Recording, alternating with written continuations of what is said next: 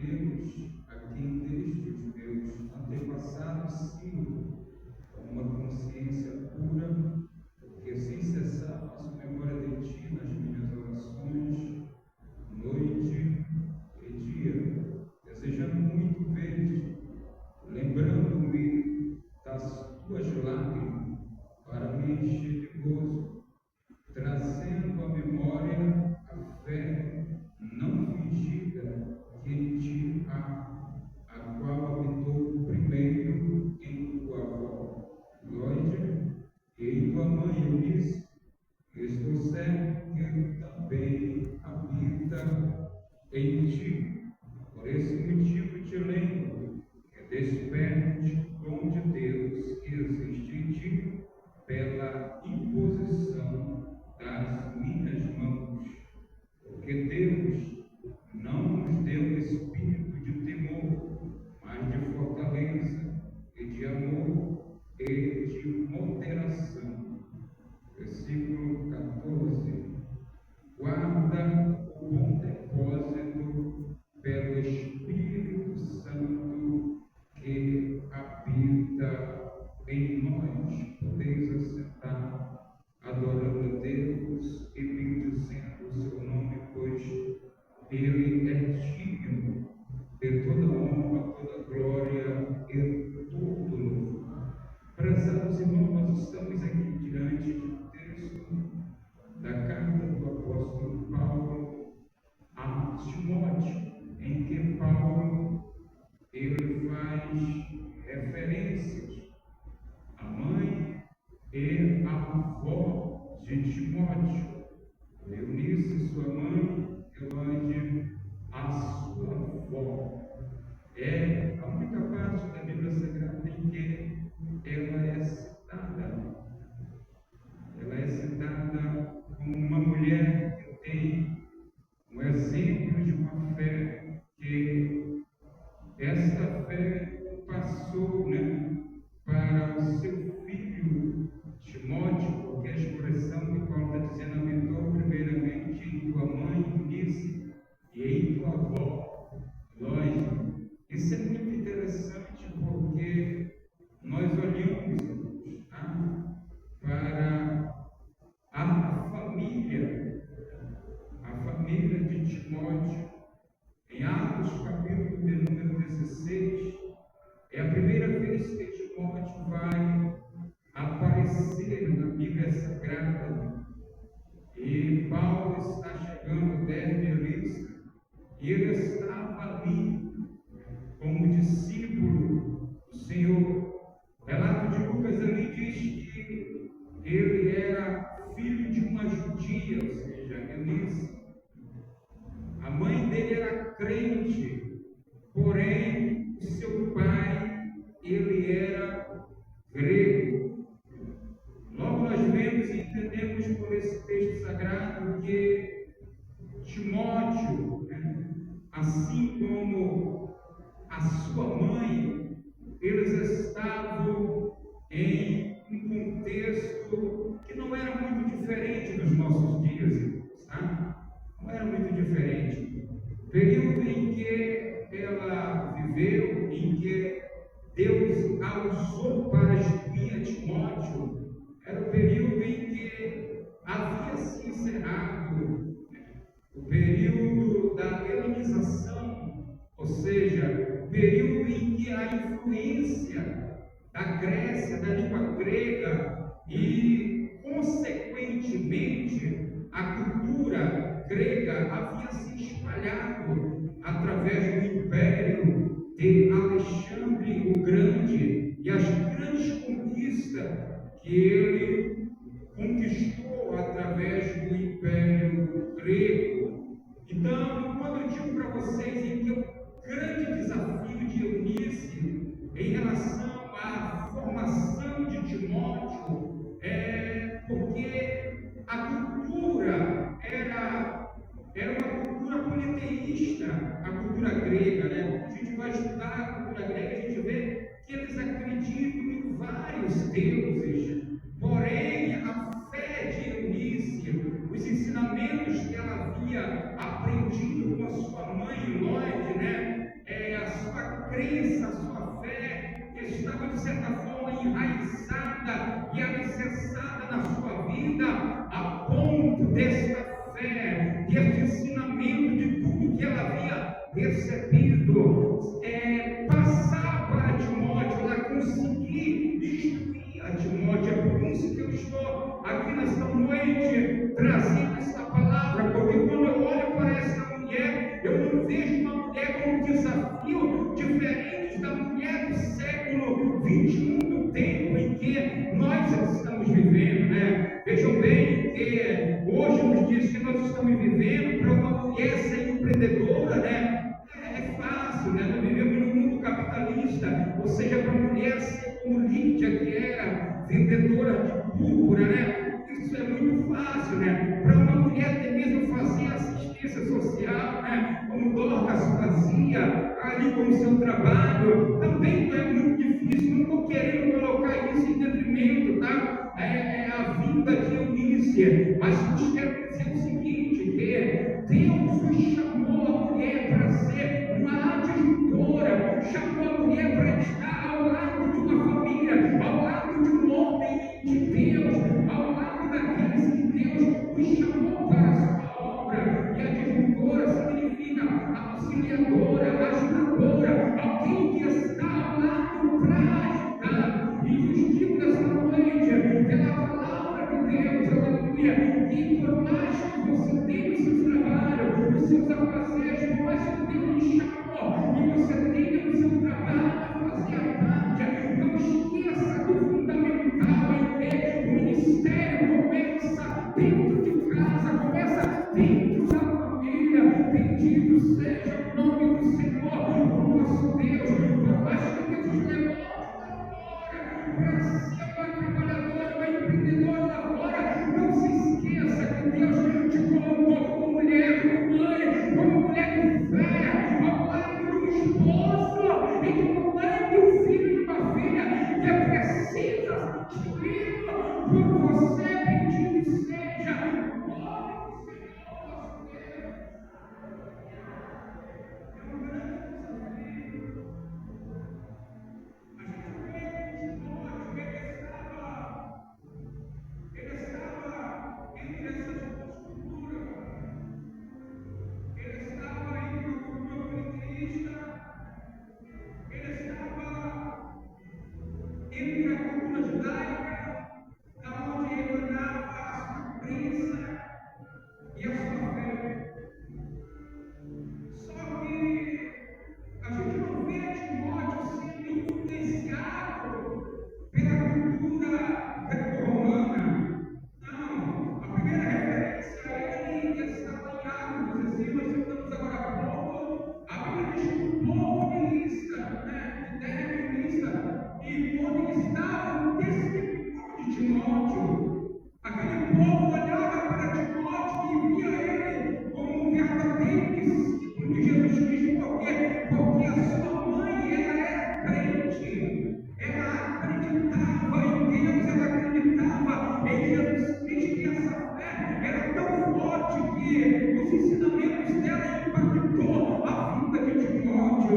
Outro dia, eu orando, eu pedi a Deus, Senhor, se não ganhar, mas ninguém lá fora, eu quero pelo menos influenciar a minha família, a minha casa, onde eu quero pelo menos ser como Noé, encontrar os meus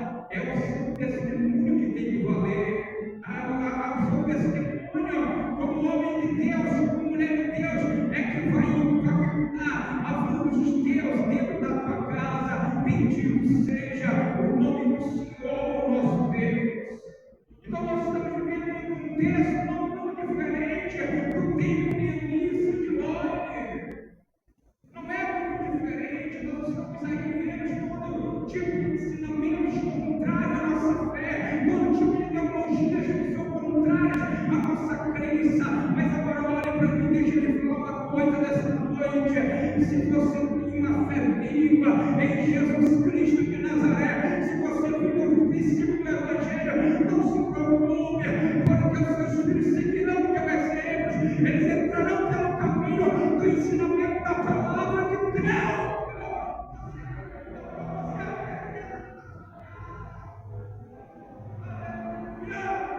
Bendito seja o nome do Senhor, nosso Deus.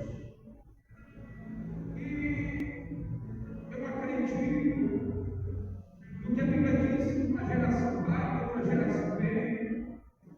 Hoje nós estamos aqui, mas amanhã serão os nossos filhos. Hoje você está aí, amanhã serão as suas filhas que estarão sentadas aí no teu lugar.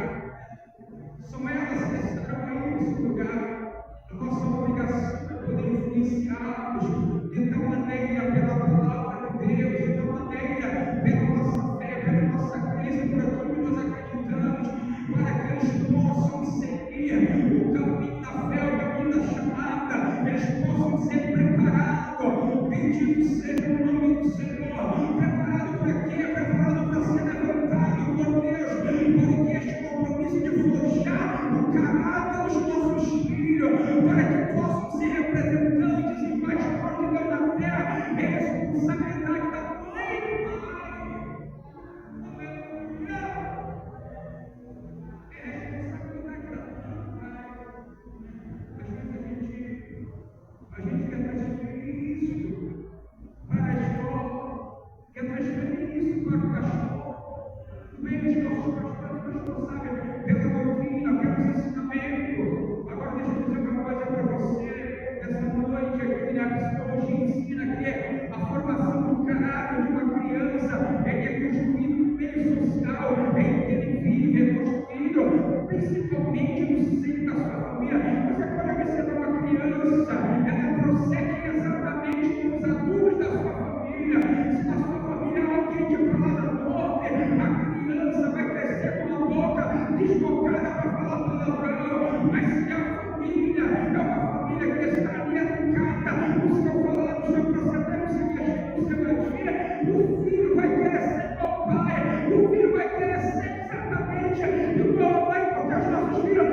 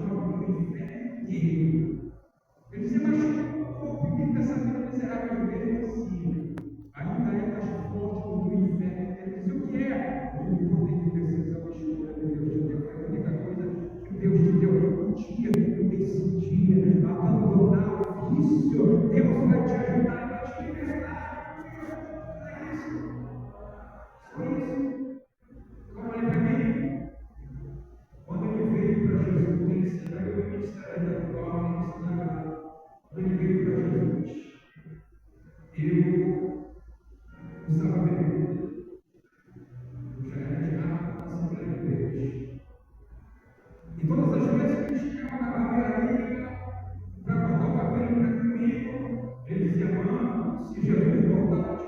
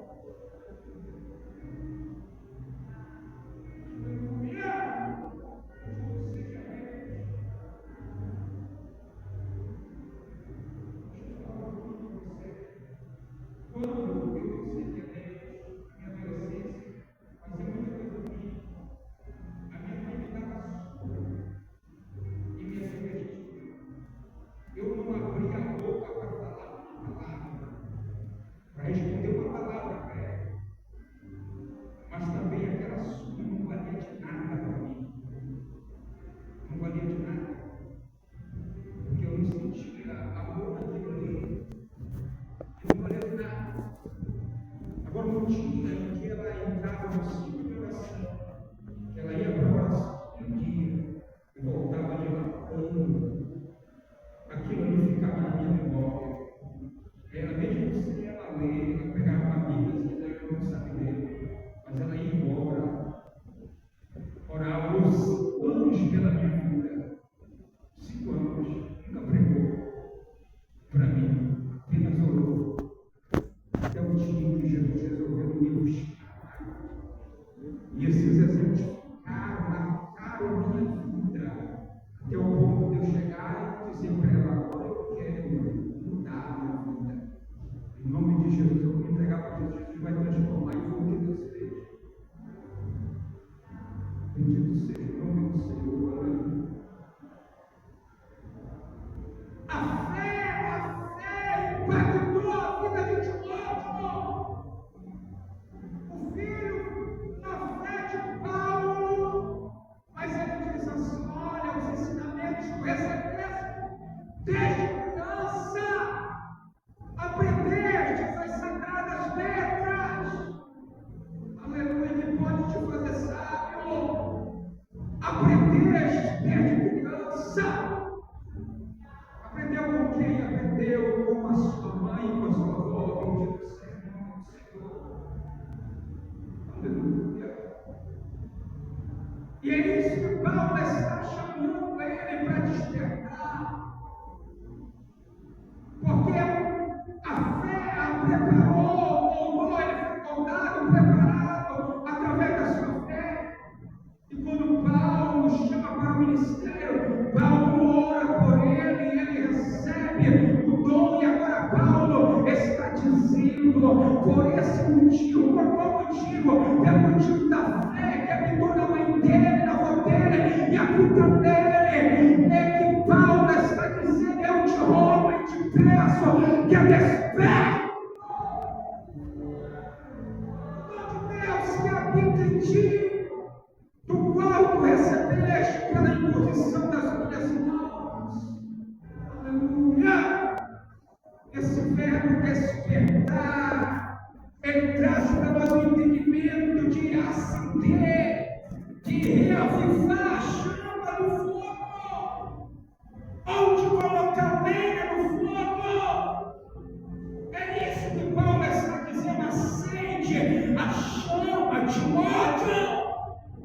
Não deixa o fogo se apagar. Aleluia! Bendito seja o nome do Senhor. Agora o fogo pode se apagar. O fogo é um dos símbolos do Espírito Santo na Bíblia Sagrada. Carta de Paulo aos Tessalonicenses 5,19. Paulo ele diz: não extingueis o Espírito, ou não apagueis o Espírito. Ninguém pode apagar o Espírito de Deus, mas é uma expressão, porque o fogo ele é símbolo do Espírito Santo de Deus. No Antigo Testamento, quando o tabernáculo ele foi preparado, quando o altar estava pronto, Deus acendeu a chama e acendeu o fogo. Agora olhe para mim: a obrigação do sacerdote é manter o fogo aceso continuamente. Levítico capítulo número 6, versículo 13, Paulo, melhor dizendo, Moisés está dizendo para mim, deixando escrito: o fogo, pois, arderá continuamente sobre o altar e não se apagará. O fogo tem acender o fogo, mas a obrigação de manter o fogo aceso é do sacerdote. Aleluia! É do sacerdote. Manter todos os dias, ele tinha que levantar, tirar a cinza e colocar lenha. Tirar a cinza e colocar lenha. E olha que eles estavam peregrinando no deserto. Pensa em lugar difícil de achar lenha, é no deserto, mas o fogo não pode se apagar. O fogo não pode se apagar. Aleluia!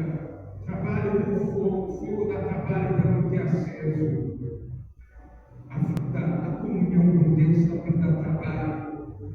Tem que ter dedicação com a palavra de Deus, tem que ter dedicação com a oração, tem que ter dedicação, com a consagração e com a vigilância.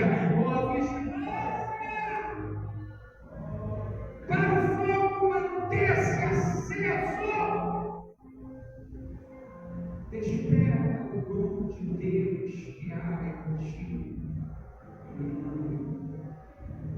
Os dons são as ferramentas do Espírito Santo. E sem ferramenta, trabalhador nenhum trabalha. Entenda isso nessa noite. Os dons são ferramentas do Espírito Santo. Os dons são ferramentas do arquiteto do universo. Os dons são ferramentas, isso é muito sério que eu vou falar. Porque a gente fica orando, Senhor, faz isso, faz aquilo, meu Deus. Mas na hora que Deus quer usar você, você se prende. Mas na hora que Deus manda você falar, você se cala. Na hora que Deus manda você orar pelo desenganado, você não quer ir. Na hora que o Espírito quer usar, o medo toma conta. Paulo disse para Timóteo: o Espírito que em nós habita, ele não é de medo, não é de temor, ele é de ousadia. Aleluia. O Espírito que habita em nós é de amor, é de moderação. Aleluia. Ore, mas tenha liberdade para o Espírito de Deus. Sem ferramenta, trabalhador nenhum trabalha. Se Deus exercita ele, não quer. Se é profetizar, profetiza. Se é pregar, prega. Ora pelos enfermos. Se for para dizer ao paralítico, levanta e anda, você tem que estender a mão e dizer: levanta e anda.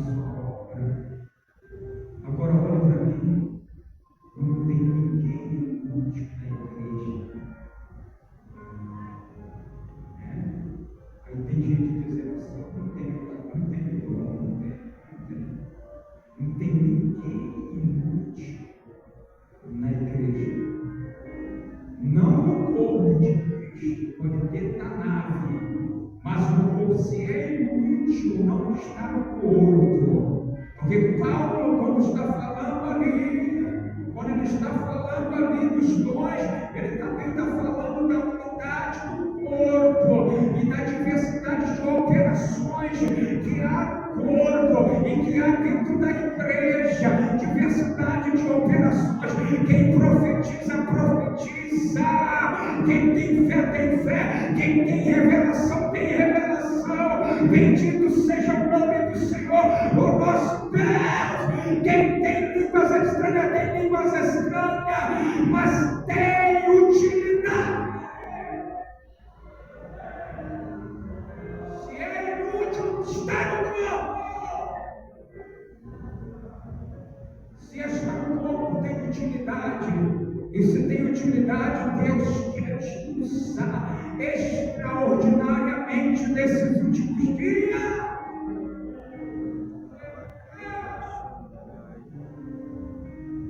Agora parece que está pairando, de modo geral, olha para mim, parece que está pairando um espírito de temor, de medo, na vida de muitos profetas nos últimos dias. Parece que está pairando um sentimento de temor, de se levantar e de profetizar, de se levantar e pregar e falar, e anunciar e manifestar os desígnios de Deus, a vontade de Deus, que é soberana em cima no céu e embaixo na terra.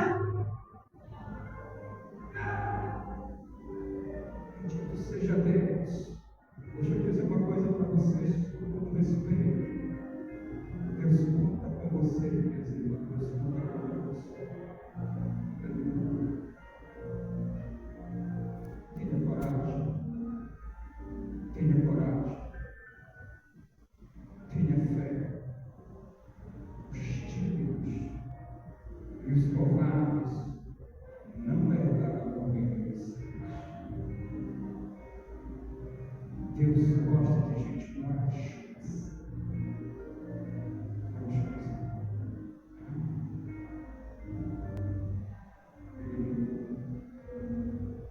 Fique de pé. Nós estamos com ele. O versículo 14, a leitura que nós fazemos, Paulo diz: guarda o depósito pelo Espírito Santo. O Senhor depositou algo em você. O Senhor depositou algo em você. O Senhor depositou algo em você. Carta de Paulo aos Efésios, capítulo 1, versículo 14, diz que Ele nos deu, o Senhor nos deu o penhor do seu Espírito. O penhor é uma garantia de que aquele que te fez promessa que ia e voltaria para buscar sua igreja, ele vai voltar. O penhor é a garantia de que aquele que te prometeu, que te fez promessa, ele vai cumprir, ele vai cumprir, ele vai cumprir. Ele depositou, o Espírito está aí, você sente ele aí, o depósito de Deus está aí.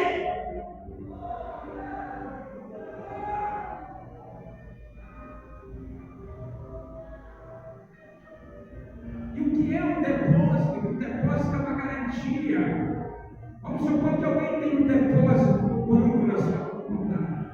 Se ele precisar, ele tem garantia. Não tem? Não tem garantia para a hora que ele precisar? Por quê? Porque tem reserva na sua conta, tem reserva na sua conta, tem saldo na sua conta. Agora, se o saldo estiver negativo, quando esse tem a fonte, é que ele vai te dar.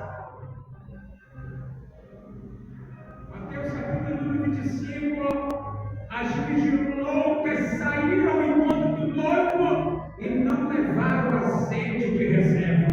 Esqueceram do depósito. Os prudentes saíram e levaram azeite de reserva. Depósito, levante a sua mão. Só quem tem depósito, levante a mão. Quem tem depósito, quem tem presença, quem tem garantia da parte de Deus, garantia da parte de Deus. Então não te preocupa, guarda o depósito, guarda o depósito, porque quem te garantiu com o penhor com esse depósito da tua vida foi o Pai do céu, foi o nosso Deus, foi o nosso Deus, foi o nosso Deus, foi o nosso Deus. É o depósito da sua propriedade que Ele cumprirá, que Ele quitará por completo a redenção do nosso corpo, a propriedade que é dele, no dia do Senhor, no dia do Senhor. Quando a trombeta tocar, que nem no dia do jubileu, em Israel no Antigo Testamento, quando se tocava a trombeta do Senhor, as propriedades eram devolvidas ao seu dono.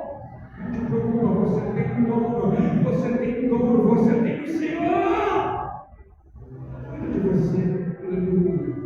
Pai, abençoa o teu filho, a tua filha, teu servo, a tua serva que aqui está, Senhor. Abençoa a tua igreja, o teu povo, em nome de Jesus Cristo, que nós possamos guardar o depósito do Senhor em nossa vida com fidelidade, com perseverança, até que o Senhor volte para buscar a tua igreja, para cumprir a promessa, meu Senhor amado. dia e de noite, com perseverança, em oração, em consagração e santidade, esperando o Senhor voltar para buscar a tua igreja. Abençoa essas guerreiras, essas mulheres que o Senhor chamou para a tua obra, que estão fazendo a diferença no meio deste mundo dominado pela potestade das trevas. Elas estão dissipando mal através da luz, através da tua palavra. Estão trabalhando pelas suas casas, pelos seus filhos, suas famílias. Deus abençoe.